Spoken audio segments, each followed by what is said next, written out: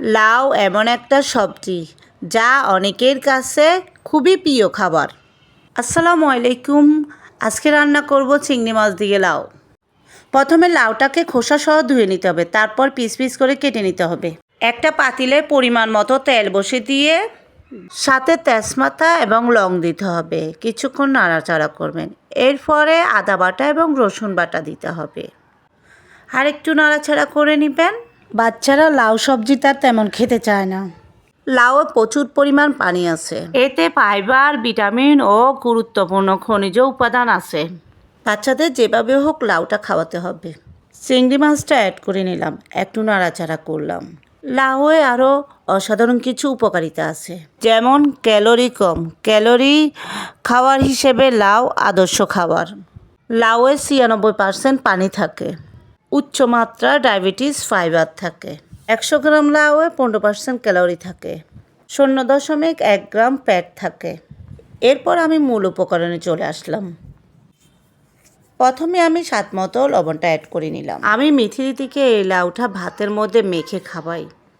প্রথমে আমি ওদের ভাতে লাউটা দিই, তারপর চিংড়ি মাছটা বেছে বেছে নিয়ে নিই। 1 চামচ জিরা গুঁড়া দিয়ে দিলাম, 1 চামচ হলুদ গুঁড়া দিয়ে দিলাম, সামান্য একটু লাল মরিচ দিলাম। সবগুলো মশলা নেড়েচেড়ে মিক্স করে নিতে হবে। শীতের দিনে এই লাউ সবজিটা খেতে ভালো লাগে, গরমের দিনে এই লাউটা খেতে ভালো লাগে না। সামান্য একটু নেড়েচেড়ে হালকা পানি অ্যাড করতে হবে। মশলাটা অনেকক্ষণ কষাই নিতে হবে। মিথি দিদি বুঝতে পারে না ভাতের সাথে যখন এই লাউটা মিক্স করে দিই। ওরাও খেয়ে ফেলে, আমি যখন ওদের ভাতটা খাওয়াই দিই।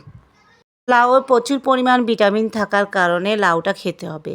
পানিটা অ্যাড করার পরে লাউটাকে ভালো করে কষাতে হবে। কষানো হয়ে গেলে লাউটা, কেটে রাখা লাউটা দিয়ে দিতে হবে।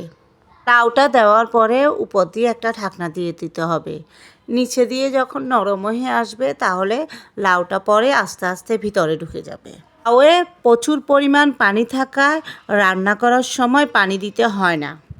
অনেকে এই লাউ গরুর মাংস দিয়ে রান্না করে, ছোলার ডাল দিয়ে রান্না করে, অ্যাঙ্কারের ডাল দিয়ে রান্না করে। অ্যাঙ্কারের ডাল মানে ঢাকার ভাষায় অ্যাঙ্কারের ডাল। অ্যাঙ্কারের ডালকে আমাদের ফেনীর ভাষায় বুটের ডাল বলে।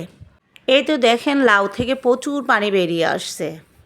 কিছুক্ষণ নাড়াচাড়া করলাম, দেখেন লাউটা প্রায় হয়ে আসলো। লাউটা রান্না করতে তেমন সময় লাগে না। আগুনটা বেশি থাকলে লাউটা রান্না করতে সুবিধা হয়ে যায়। একটা ঢাকনা দিয়ে রাখলাম, ঢাকনাটা তুলে দেখলাম লাউটা হয়ে গেছে। ধনিয়া পাতা অ্যাড করে নিলাম। আজকে লাউ রান্না করেছি, তার সাথে ছিলকা রান্না করেছি, তারপর ডাল রান্না করেছি। আমার ভিডিওটা ভালো লাগলে লাইক, কমেন্ট, শেয়ার করবেন। ভালো থাকবেন সবাই।